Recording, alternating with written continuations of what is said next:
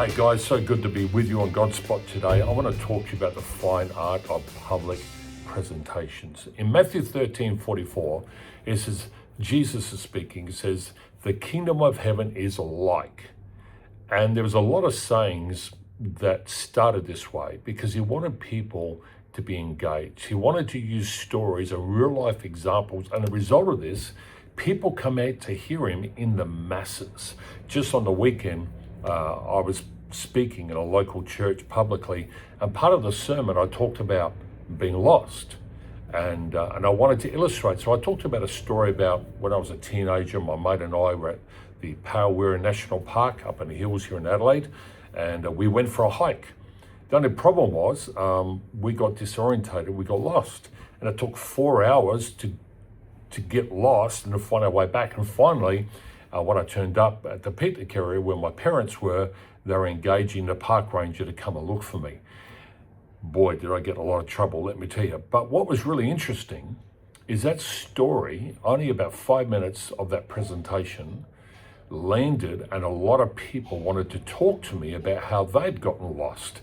So I realized that story really engaged them, and that's really important because when you're speaking publicly, you need to be transparent and you need to be vulnerable.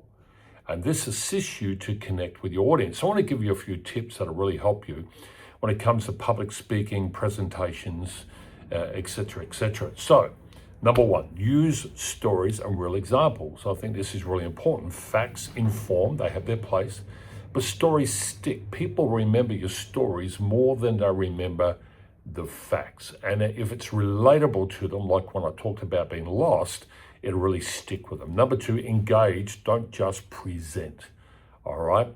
Ask questions, invite input, read the room. A presentation should feel more like a conversation than a monologue. Number three, be clear, not clever. We have a favorite saying here in my workplace, and that is that clarity is kindness. Be clear in what you're saying. Make sure you drive the message home and what you're trying to present them. Number four, make it about them.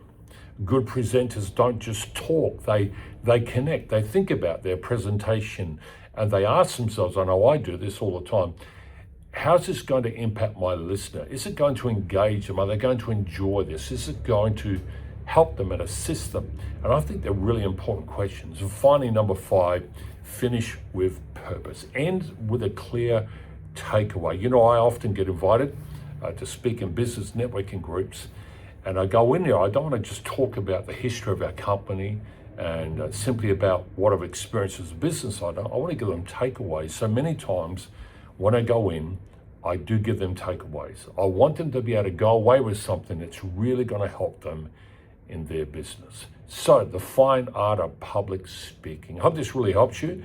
I think it's relevant in church, in business, networking, even on video blogs. It's really important to engage your audience. So thanks for listening. Have a great day. Hit the like button, share it with someone else. Thanks again.